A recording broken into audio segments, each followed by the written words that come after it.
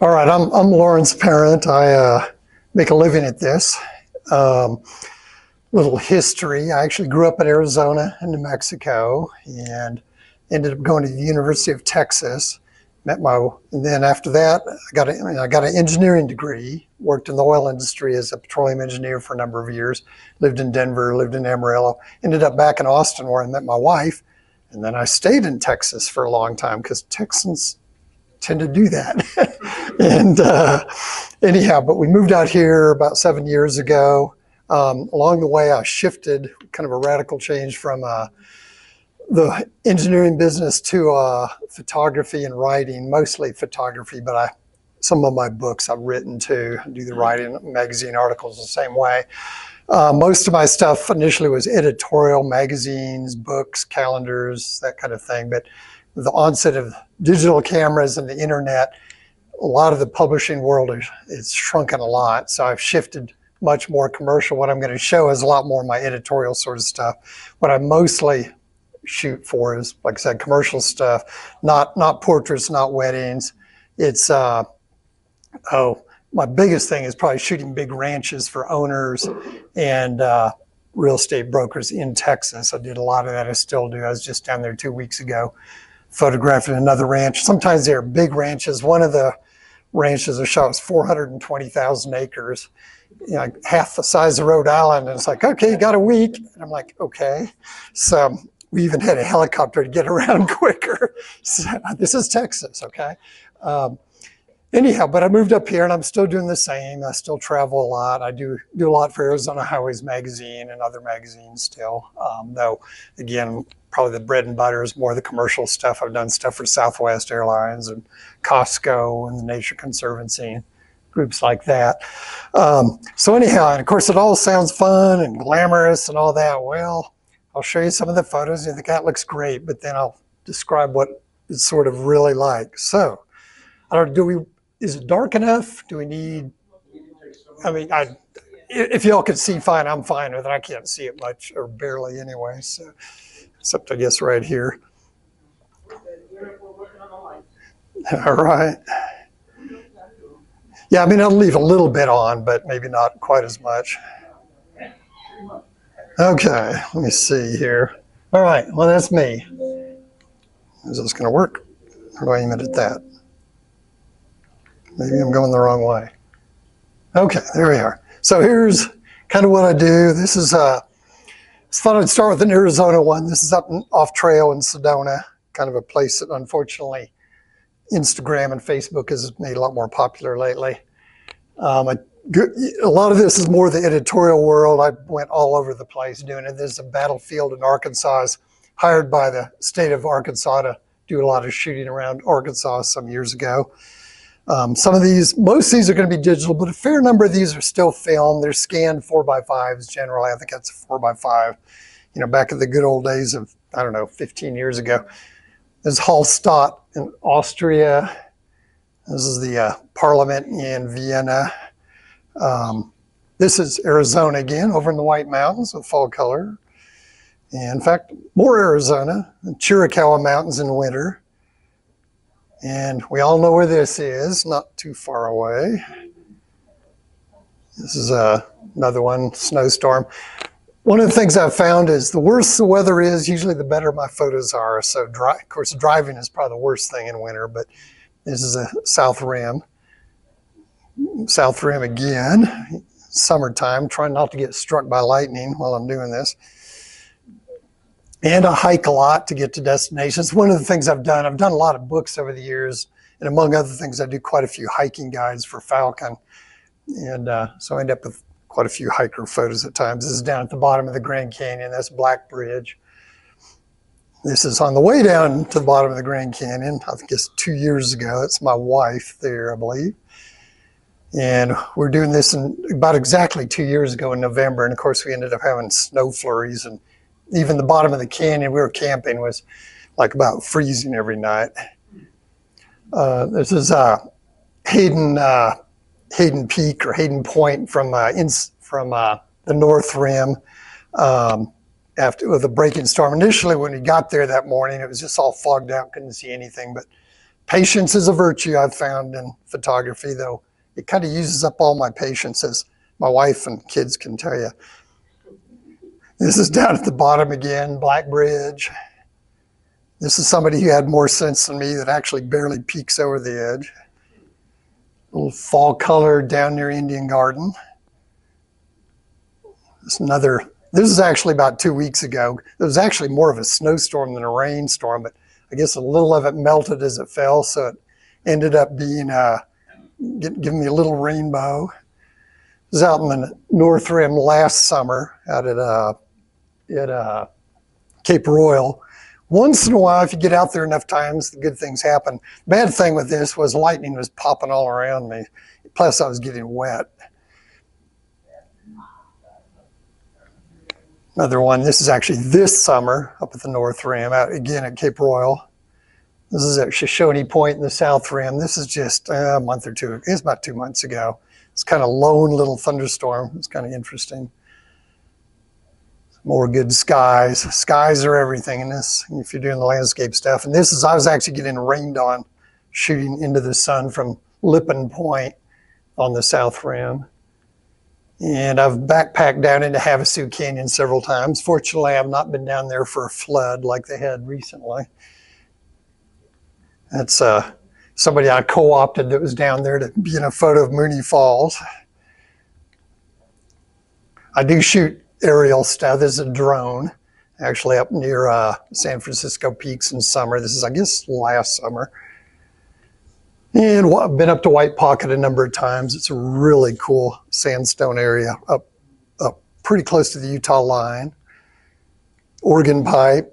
You know, some years the flowers are good, some years are not. This year they were good. Well, I should say last year they were good. Another Oregon Pipe shot. And we know where this is. Once in a while, the weather cooperates. Fortunately, I live about 7 minutes. I live here in Prescott, by the way. I live about 7 minutes from here. So when the weather looks interesting, I'll race on over there and sometimes get lucky. This evening, this is actually about 3 or 4 years ago, started like this. And the later as the storm broke up and the sunset, it looked like that. So it was a good evening. And I wasn't using sky replacement or anything there. That was really what it looked like. Yeah, then at winter, you know, Watson Lake's always fun then too. Another summer shot with a rainbow. Another summer thunderstorm, this down near Tucson, Saguaro National Park. And I do go out of state a lot. This is Joshua Tree. Mono Lake in California. Pigeon Point. Redwood National Park. There's more than just redwoods at Redwood National Park. This is up in the mountains up above the redwoods. And Yosemite, that's Nevada Falls, I believe. This is my kids when they're a lot younger. This is actually about a 10-year-old photo, maybe 12 or 15 years. Anyways, up in Labrador, way up in the northeastern Canada. That was an old cod fishing village, which has kind of turned into a historic site. And we stayed there. All the houses were kind of maintained and restored. And the only people that lived there, and that was only during the summer, you can imagine what it's like in January, were the park people that kind of maintained it. That water was cold, by the way. You saw the iceberg in that shot. There were icebergs floating all around. In fact, there were some that run aground on the island. The water is 36 degrees, and we boated around a little bit, and we had to wear life jackets because it's just like a small fishing boat. He said, yeah, well, the life jacket in so you help float. He said, they're bright yellow, so it makes the body recovery easier, so he could find you. Because the water is 36 degrees, you know. So anyhow, this is Newfoundland. Fishing boats. This is one of multiple lighthouses in Newfoundland. Newfoundland is big, by the way. It's probably, I don't know, size Arizona or something. It's big. Colorado, some aspens up near Crested Butte. This is a balcony house at sunrise in Mesa Verde. I do a lot of hiking and climbing, like I was saying. This is actually partway up about 2/3 of the way up Long's Peak in Colorado. It's a 14er at Rocky Mountain National Park. It's a hard hike. There's I think a Sprague Lake at Rocky Mountain National Park at Sunrise. San Juans. I've spent quite a bit of time in the San Juans. This is the little ghost town of Animas Forks. I like shooting ghost towns too. This is Ash. Oh gosh, what is this? Ashford? No, it's not. That's here. Anyhow, another little ghost town outside of Aspen. How's that?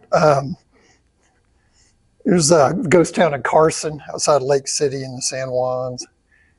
That's actually me in this case. I had a friend taking me up on top of Columbia Peak in the Collegiate Range near Buena Vista, Colorado, another 14er. Here's another 14er. We were already partway up. This is Sunrise. That's Crestone Needle there, that high peak. That's probably one of the worst or hardest ones to climb in Colorado. It's class 4 with lots of exposure. Some nice waterfall in fall, Nellie Creek on the way up to the Uncompahgre Peak trailhead outside of Lake City. This is my poor son when he was 7 years old on top of Uncompahgre Peak, another 14er. I dragged him up there and show you how much energy kids have. He's 7 years old at the time, and it was a pretty hard hike. I guess about 3,000 feet of gain and thin air. And so we get back to the truck to head back into town about 30 minutes away. He instantly fell asleep. And said, wow, I wish I could fall asleep that easily. We get to town, he starts waking up. Dad, he's all recharged, Dad, can we go play miniature golf? And my brother-in-law and I were like, how about a shower and a couch, maybe a beer. So my wife took him to play miniature golf.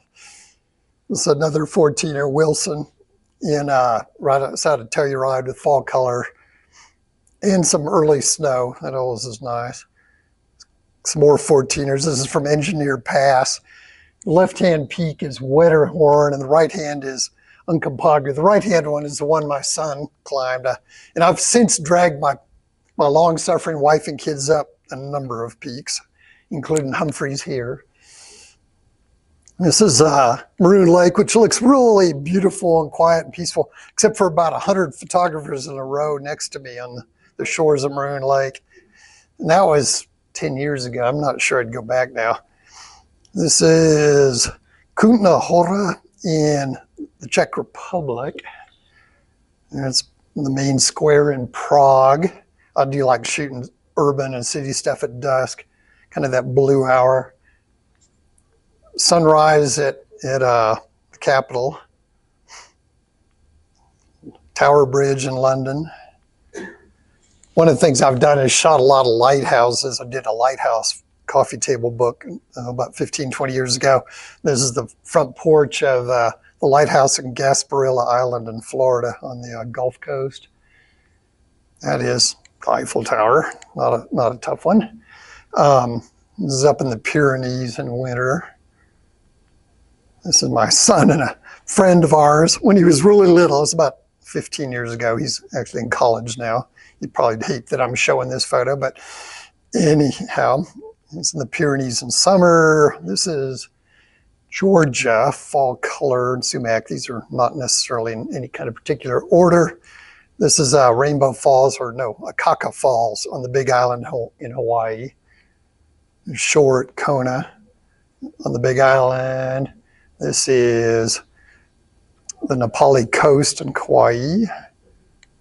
Taro Field in Kauai. Sorry, this is a black sand beach in Maui. Also on Maui, out near Honolulu. Back in the Big Island, this is the Waipio Valley. This is a cathedral in Budapest. In fact, here's my daughter going up the stairs to the church tower at that cathedral. I almost get dizzy there. That's the Parliament House in Budapest. And this is just sort of, because it's sort of a sad thing. This is a museum they call the House of Terror, because there's this big building in central Budapest where first the Nazis were there, and then later the Russians took it over and did a lot of the same nasty stuff that the Nazis did. Here were a lot of bronze shoes on the shore of the Danube River to mark where a lot of the Jews were killed. They made them leave their shoes and pushed them into the river where they died. Iceland, little lighthouse in Iceland, kind of a cute one. The tallest waterfall in Iceland. It's hard to tell here, but 600 feet tall. You go to Iceland, and after a while, if a waterfall wasn't at least 50 feet tall and 6 feet wide or more, you just didn't even pay attention. So, whatever. Lots of waterfalls. This is Gullfoss, which is a really big, popular waterfall with a lot of water. Fjords and kind of the northwest part of Iceland, kind of away from where the tourists go. It was kind of nice. Mainly we ended up there because the area where all the tourists go, we couldn't get lodging because I waited too late to reserve anything. This is a real lonesome beach way up in the northwest side of Iceland. We're about 30 miles from the Arctic Circle here. Some cute little fishing villages up there. This is Ísafjörður, I believe. Now we're going to jump to Idaho. Redfish Lake up in the Sawtooth Mountains. Back to cities, Chicago. Navy Pier in Chicago. Again, I do like this sort of dusk look. That is Chicago. Okay, enough Chicago. This is Kansas. Believe it or not, I've shot in Kansas. There are things to shoot there. This is the Tallgrass Prairie. There's Bourbon Street, New Orleans. Cape Cod Lighthouse on Cape Cod. There's a really famous lighthouse, the Portland Head Lighthouse, or in South Portland, in a blizzard. Then the next morning at sunrise looked pretty different. It was Portland, same storm. This is a different storm. I've been in Maine quite a number of times in winter because Maine, the big magazine there down east, no one wants to shoot there in winter. So I'd go up there and shoot in winter so they'd use my stuff, So this is a big nor'easter that rolled in at Nubblehead in York, Nubblehead Island, with the Nubble Lighthouse in York. And we got 30 inches of snow in that. My car was buried at the motel parking lot. I ended up hiking out to the island, like about half a mile on the roads, which is not easy in the snow. This is Stonington, Maine, has a really interesting shoreline. That was cold, cold, cold. Another lighthouse, like I said, I did a lighthouse book. This is this Bass Harbor Lighthouse in Acadia National Park. There's my daughter running along the beach in Stonington. Another lighthouse, the Marshall Point Lighthouse in Maine. More Maine. This is in winter in Lubeck, right up at the just off the photo to the right is New Brunswick. And that island, I think, is in Maine. Another lighthouse in Maine, Pemaquid Point. This is Stonington here. Again, this time in summer, it's a little more pleasant. Here it was cold again, one of the lighthouses in Michigan on the shore of Lake Michigan. Did you know Michigan has more lighthouses than any other state?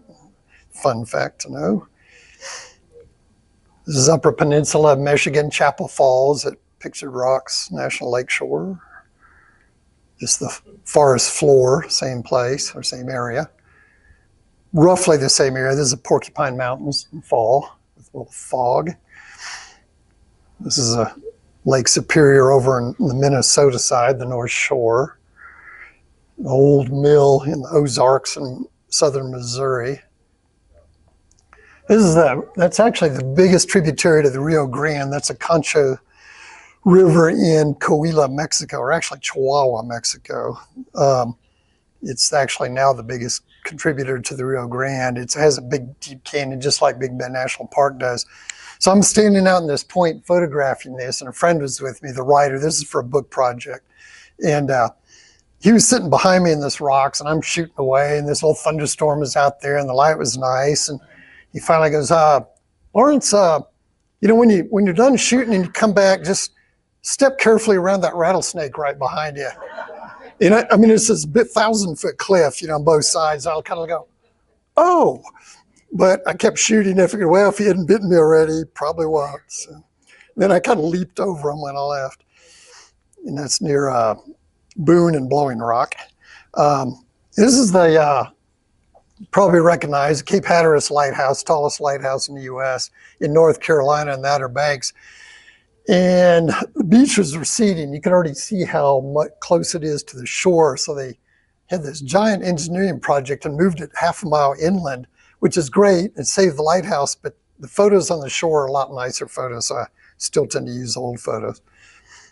This is up in the mountains. This is up the Joyce Kilmer Memorial Forest in spring, and everything was greener than green, and it was raining and foggy. This is Nebraska. Some of Nebraska is pretty. This is Scotts Bluff, kind of southwestern Nebraska. New Jersey. There are nice things in New Jersey. You have to hunt for them a little. Another lighthouse at Cape May. One of the things I do is a lot of caving, or used to do. I grew up, my dad worked for the National Park Service. I partly grew up at Carlsbad Caverns National Park, so I kind of got into caving when I was a kid. And then as I got into photography, this is a wild cave at Carlsbad Caverns National Park where you hike about 3 miles, you climb 600 feet up a canyon wall, you're rappelling 200 feet, then you scramble a quarter mile in here. And this is with a 4x5 film, so I was dragging big flashes and 4x5 equipment in here. And I can tell you it's hard to focus a 4x5 camera in basically complete darkness. But it worked. But you know, you take it into the lab and cross your fingers and go, we'll see what I got after all that. That one worked. More winter stuff. This is northern New Mexico. Kind of near Chama, really, I guess, the Brazos Cliffs area. Another cold winter thing. Spend a lot of time out in the cold. This is actually Blue Hole in Santa Rosa. I was shooting for the Chamber of Commerce in Blue Hole, kind of trying to promote the town there. This big spring-fed lake. You know, it was really kind of a cool spot. But they wanted people in some of the photos. So I did. This is Taos Ski Valley. I spent a week shooting for Taos Ski Valley several years ago. And one night they took me as far as they could up in a snowcat near the top of the skier, then had to hike up to the mountain crest and you know, shot till sunset. And it was cold. It was like at 12,000 feet in January. So pretty chilly. This is Chaco Culture National Historical Park in New Mexico. I've done quite a few New Mexico books. I tend to have a lot of New Mexico photos. Sandia Crest up above Albuquerque, and kind of see the city out there in the upper right in the distance. This shot actually, it's one of those things you never know. A friend was going with me. I have some friends that like to do this sort of crazy stuff. I don't know why, but we came up from Austin. We landed, which is where we lived. Landed in Albuquerque, and there's this deck of clouds, but there was a gap to the west. I'm like, oh man, John, we got to run up there. So he kind of rolls his eyes and says, okay. So we race up the mountain, you know, drive up there and get there just in time to have the sun get through that gap to the west right at sunset. So I got a nice shot, and that actually was a book cover. It was the second biggest arch in New Mexico at El Malpais, out near Grants, kind of northwestern New Mexico. This is the Gila National Forest near Silver City. My parents retired to Silver City some years ago.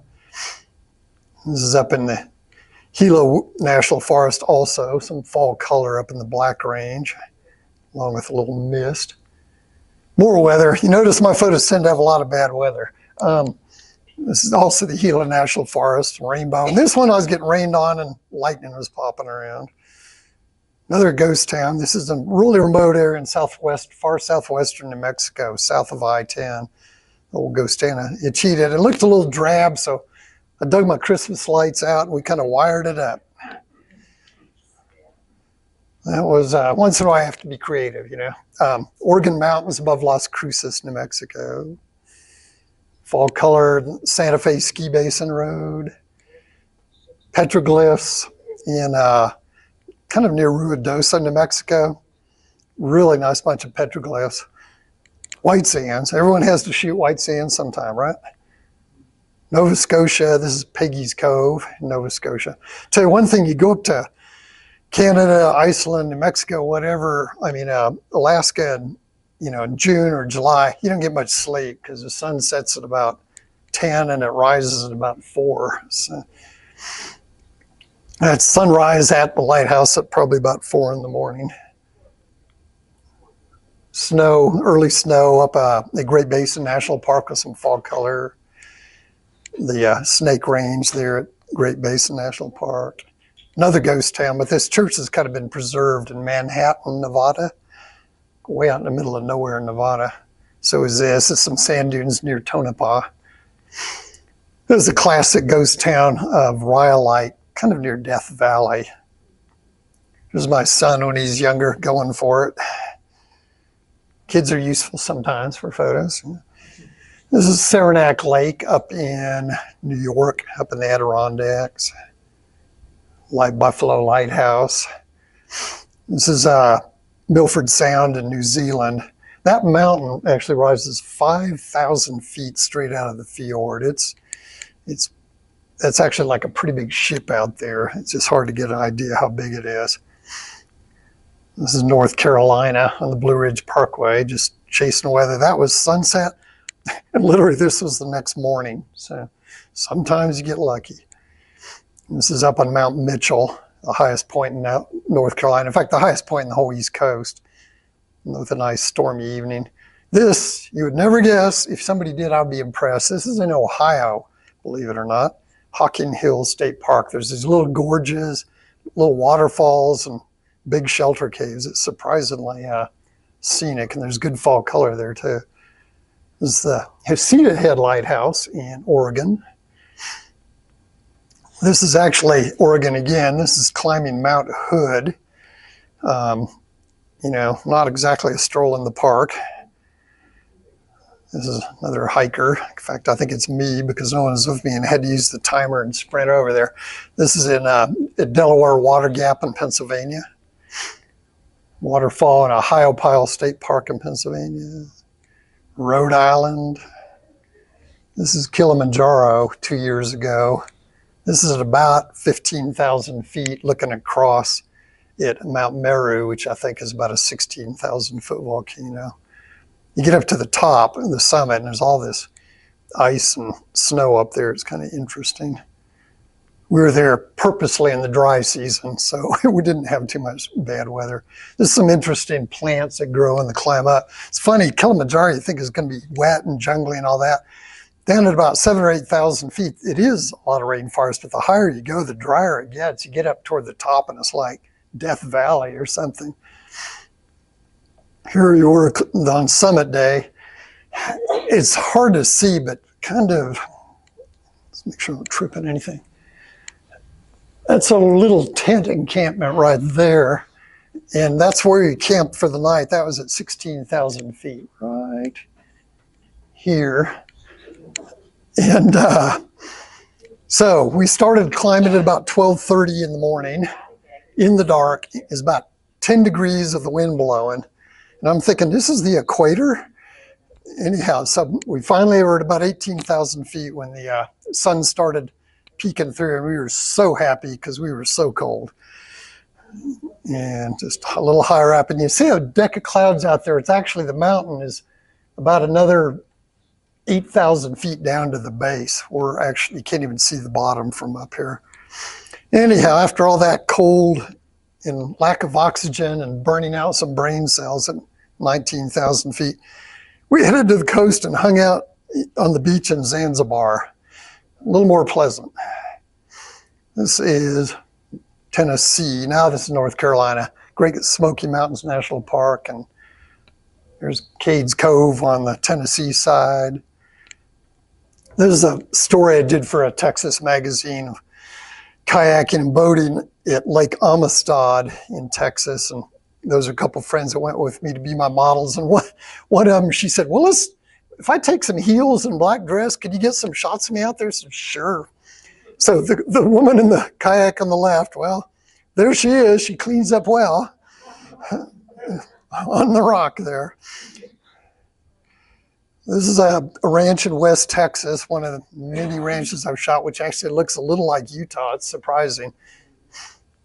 This is a big state park in West Texas, Big Bend Ranch State Park, about 300,000 acres. It's big. A little slot canyon on that same ranch, or the same state park, I should say. And again, sometimes you get bored, and the sky was kind of dull. The sun had set early, so we decided we were going to light up a yucca, and we did. It's a lighthouse out on the coast, Texas coast. Here's some rock climbing in Central Texas. Actually, that woman there is the same one that was in the black dress on the lake. So she's actually pretty tough. She's done some pretty hard backpacks and what have you with it. And this next one was another friend of my wife's of mine that I needed some shots of someone in a swimsuit at Barton Springs in Austin, and she volunteered. So Texas is known for its wildflowers in Central Texas, and not every year is a good year, but a lot of years are pretty good. This is a good year. This is another friend that was being my hiker model for my Texas hiking guide. Bryce Canyon near here. Well, not that near, but kind of. Capitol Reef. Grand Staircase Escalante. Shortly after he took that photo, which is a long hike, about 8 miles, Grand Staircase Escalante, it started raining, and we're out here in these narrow little canyons going, oh, this isn't good. So he hustled out of there, and he had to hike, he had to cross Escalante River again, and on the way over, it'd been like, I don't know, maybe a foot deep, no problem. Well, we got back, by the time we got back to the river, it was like almost hip deep, and we're kind of looking, muddy, and we're like, oh, this isn't good. So we found the widest, flattest spot we get. We all linked arms, sloshed across, and then hustled out of there because we were afraid the roads were going to flood to get to the trailhead. This is another shot. This is at also Grand Staircase. This is Sunset Arch at sunset. This is a sunrise shot near Boulder, Grand Staircase. This is on a backpacking trip in Death Hollow, the Grand Staircase. Hadn't had a shower in a couple days, so in we went. Water was cold. Lake Powell. Another case of lightning popping all around me. This is Coyote Gulch at Glen Canyon National Recreation Area in Utah, the Utah part. Coyote Gulch again. I've been there, I've backpacked in there several times. It's a really spectacular place. This is all Coyote Gulch.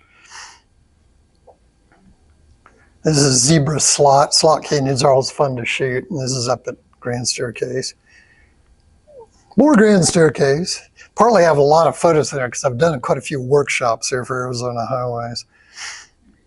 This is some friends of mine up, pretty non-acrophobic women up on the cruising along and the route up Angel's Landing, where it drops off about 400 feet on the left and about 1,000 feet on the right. I took my wife up that before we got married, and or maybe it was after we got married, I forget. She almost didn't marry me, or she almost divorced me or something. That was a little acrophobic for her. This is a checkerboard mesa with snow. Zion actually is really pretty with snow. This is Virginia, Mount Rogers area. Same with this. Fall color. This is actually we were camping naturally, and the remnants of a hurricane rolled in on us. Not as bad as Helene by far, fortunately, but it rained for 24 hours straight. We were pretty wet. Wildflowers up on Mount Rainier. Oh, it would be Olympic up in Washington. Another shot at Second Beach at Olympic. This is another lighthouse shot. This is the Apostle Islands in Lake Superior, part of Wisconsin. This is in Door County in Wisconsin in winter. Another 10 below morning. I'm actually standing out on the lake. The lake had frozen several hundred yards out from shore. It was like 10 or 15 below zero. This is West Virginia, cool old mill. It's Babcock State Park, I believe. This is the Wind River Range from Wyoming. This is Grand Prismatic Spring at Yellowstone. I have found the best time to photograph at Yellowstone is sunrise in summer because no one wants to get up at 4 in the morning to be out there. So it isn't all crowded with people. So that all those photos look great and beautiful and wow, how fun. Well, here's how it really goes. Get to do a lot of driving, sometimes on freeways in Houston, other times in tuk-tuks or whatever they call these things in Arusha, Tanzania. Sometimes the drives are pretty, but hard on your vehicle. This is in the San Juans. All these winter shots you've seen, well, this tends to be what it's like driving in it. Cross a lot of bridges. And I thought this is, of course, Navajo Bridge or bridges, whatever they call it now, up at Marble Canyon. I always thought this sign was kind of funny. It's like, okay, I won't jump. It's only 600 feet, you know. Go through a lot of crazy stuff. There's a rugged back road going out in a ranch in Texas, West Texas. This is an old railroad tunnel that's now a ranch road. And then it flooded, and we had to wait for the water to go down for a day to get out of there. And a couple days later, we got these big earth cracks right in the middle of the road and couldn't get across that. This is one of more than one times I've been stuck in the mud. These are some lucky friends that were with me.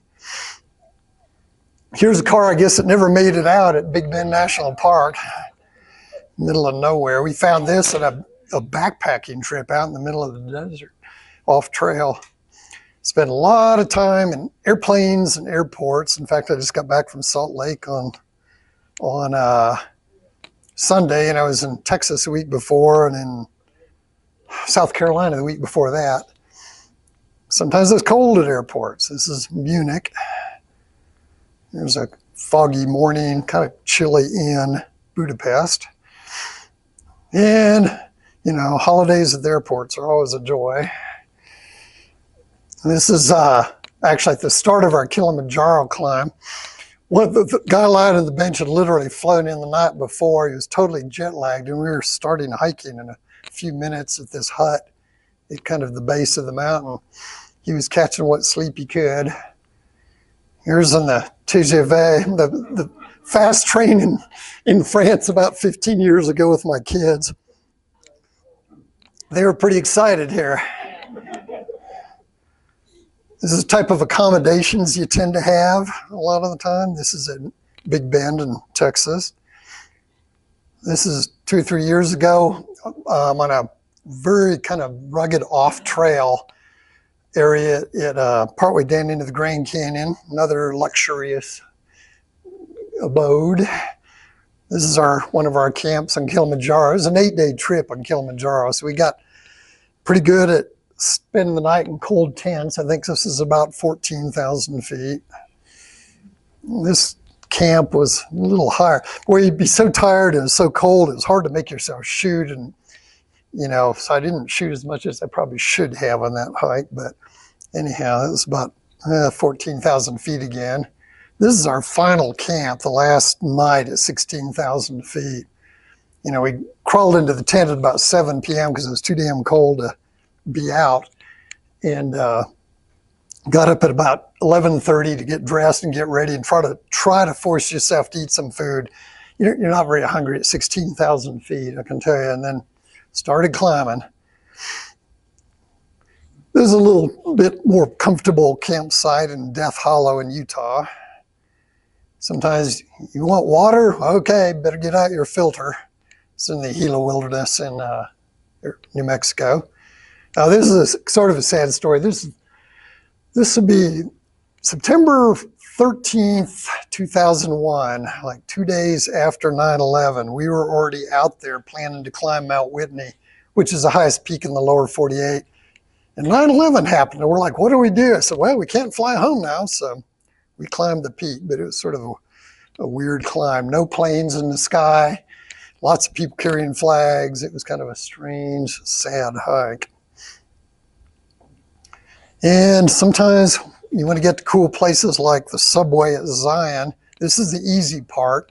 We did a little canyoneering the whole way through, which meant you were swimming through pools, carrying your packs through pools. We met this Czech couple, and they kind of latched onto us because we actually appeared to know what we were doing.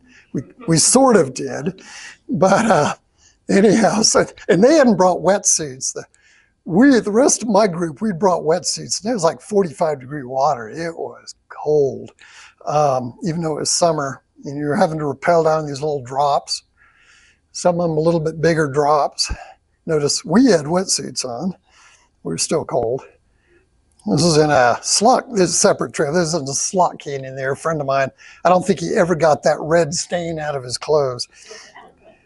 Decided slot canyons are better when they're dry. This is backpacking in Coyote Gulch.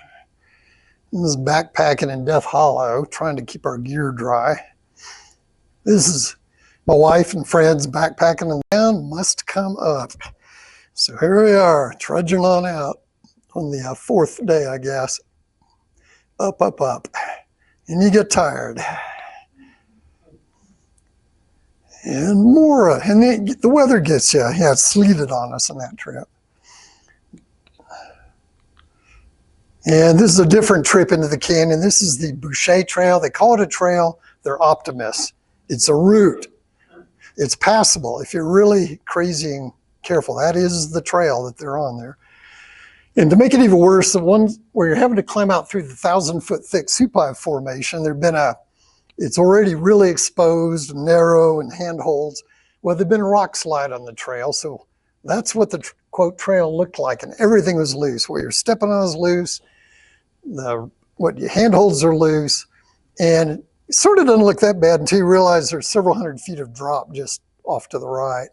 Here's if you look right in the middle, this is after I got up out of it, you'll see a couple people right there. That's what it was like climbing up on that thing. It's kind of weird having two screens here, but right there are two people. So we survived the experience, but I think about 2 weeks later, somebody fell and died. So it really was kind of treacherous. This is a little easier than hiking out of the Grand Canyon. We had an escalator. This is in Budapest. This photographer might have gotten a little too enthused here. For all I know, this might have been another one that got too enthused.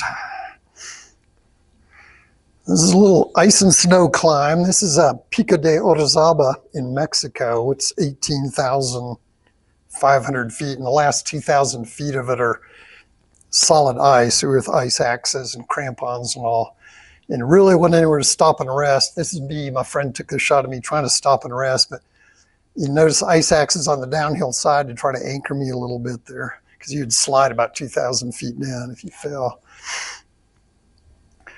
One thing I shoot rock climbers. So if you shoot rock climbers, you usually have to climb up there with them. And to make it worse, this is for a tight deadline. It was a howling dust storm, and he's down at the bottom. I'm hanging from a rope up here, and I'm saying, "Come on up." He's looking at me. No, we can't even hear each other because the wind is howling. The rope that I was on is flipping back over my head. The wind is blowing so hard. But anyhow, we got our shots. Here's some crazy rock climbers down in the Catalinas above Tucson. Here's a friend of mine up on near the summit of Grand Teton at sunrise. We were roped up on this one. Another friend of mine this is climbing Crestone Needle, that shot I think I showed a while ago, and he's pointing the way we had to go up that rock.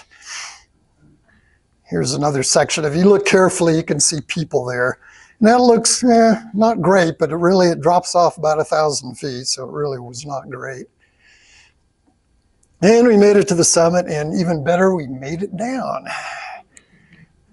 Another caving shot. Sometimes you go in these caves, you rappel in, you crawl through the mud. This is Devil's Sinkhole in Texas. If you look, you can see the rope dangling down there. That's kind of what it looks like looking up at a couple of other guys coming down. Go in boats. This is in Florida in the Everglades with my sister-in-law. There's my wife in a canoe in the Jack's Fork River in southern Missouri. And where do y'all think this is? We're trying to get some full moon photos out here. That's the Nantahala River in North Carolina. This is a river trip on the lower canyons of the Rio Grande below Big Bend National Park, and we had really, really low water. We were having trouble getting canoes through the rapids, and this is an 8-day trip, so we had a lot of gear. It was really kind of a pain in the butt. Some of these rapids, we were having to get out and try to push them through, line them through.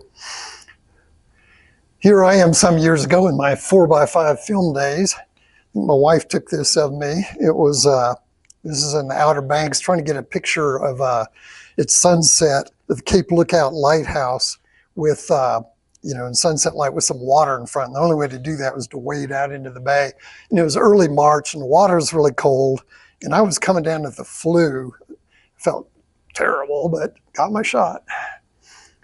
Here we are in the rain. This is that hurricane starting to roll through in Virginia 2 or 3 years ago.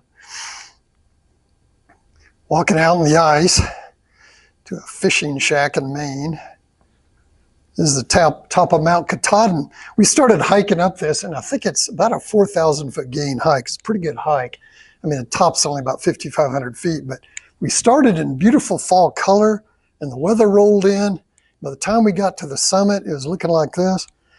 And by the time we had to go down, it was looking like that. And it was really hard to find our way down because you get cliffed out if you don't go down the right way. And this is before everyone had little portable GPSs. This is probably about 15 or 20 years ago. And that's another frozen lake shot in Lake Michigan. There I am. I started up Mount Huron. This is early in the morning. Started very early, like supposed to with a friend. And we get part way up and this big black clouds rolling in. I said, man, it's only an hour after sunrise. What the heck is happening? We're at 13,000 feet here. And pretty soon it started snowing. I said, well, heck, I can handle some snow. So a couple other people came along, and my friend, he said, I'm out of here. He headed down, but I hooked up with him. We got another 500 vertical feet, maybe a mile up the trail. And then the lightning started. I said, okay, we're done. So another this big snowstorm up on, I think it's the East Quoddy Head Lighthouse in Maine. Oh yeah, here's that blizzard. This is looking out on my hotel room door in Maine, at 30-inch snowstorm. Had to dig my car out. This is after the storm in Stony, a really pretty little fishing village. And actually the sunrise, the morning mist is great, but the reason that mist was there, the water's like 28 degrees. It was so cold that the water was warm comparatively. It's like, you go to any lake on a really cold morning, especially in fall, and especially if there's some humidity in there and you get morning mist. Well, that's what we had. And you can see in that shot how the lake was the ocean was starting to freeze there. It was about 15 below zero. And here's, guess where again? Watson Lake. I was up here in these rocks and thinking, oh, this is going to be great. About the time the light came through under the clouds, the lightning started, so I managed to get a few shots and I ran off those rocks. I was on the far side of the lake. Another Watson Lake adventure.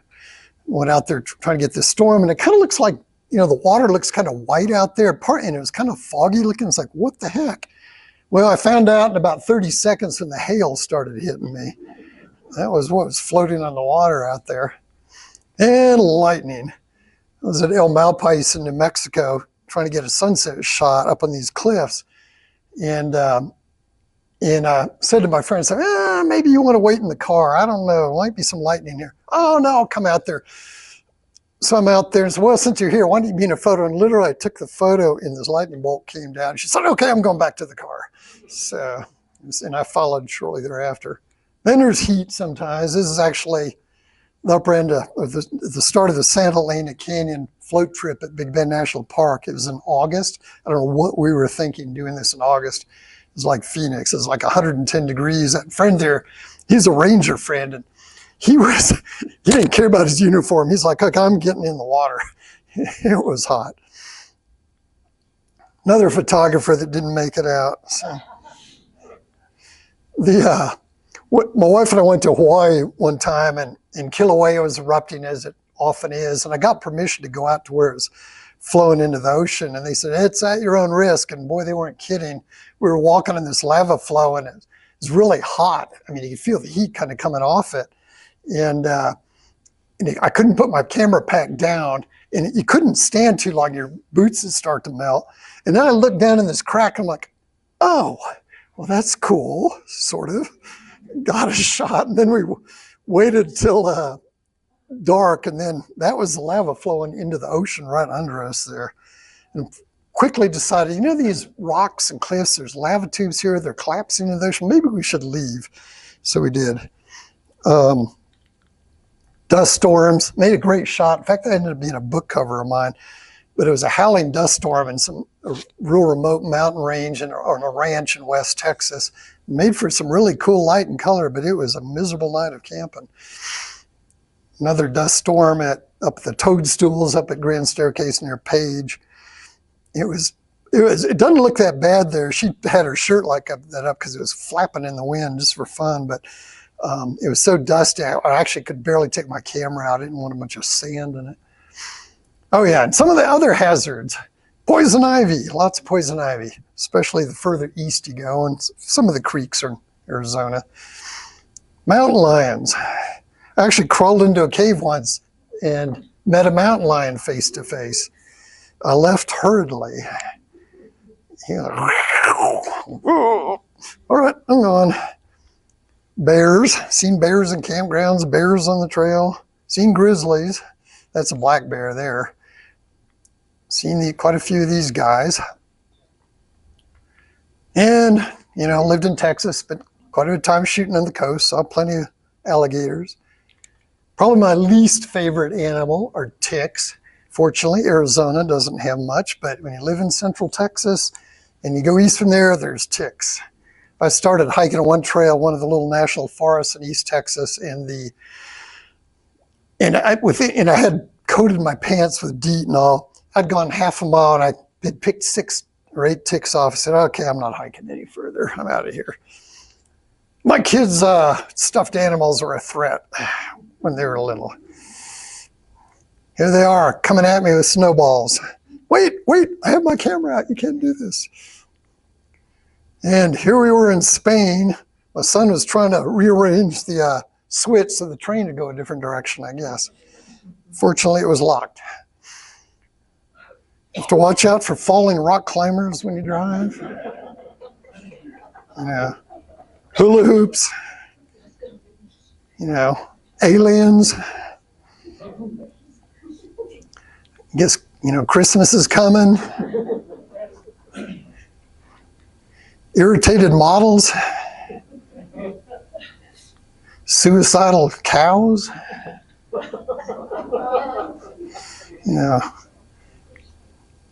Attack roosters. This is in Greer, actually, so watch out if you get a Greer.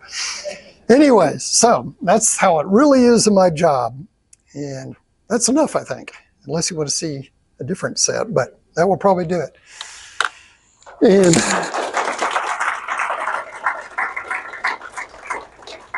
if you have any questions, you can ask them now and I'll hang around. You can talk to me later too. So, did anyone ever tell you that you're not supposed to go in snow, you just look at it with binoculars? Yeah, well, I missed that lesson, I think, yeah. Yeah, I was just amazed at your depth of field. Yeah. Is it more than one shot?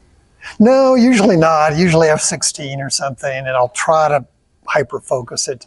Yeah, these days you can stack them and all that, but it's just one more chore. It's like doing HDR. I do HDR some, but when I can avoid it, I do. Just takes too much time.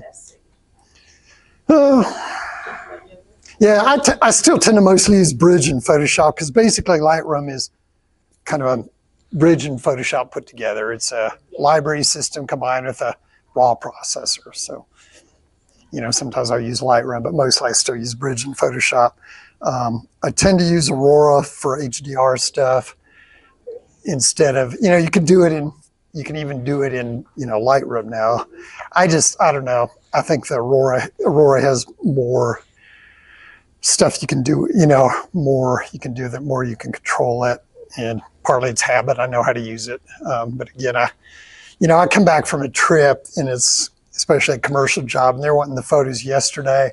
I'm just having to crank through them and, having to spend hours, adding extra time of focus stacking or HDR. I just don't have the time a lot, most of the time. So, well, thanks.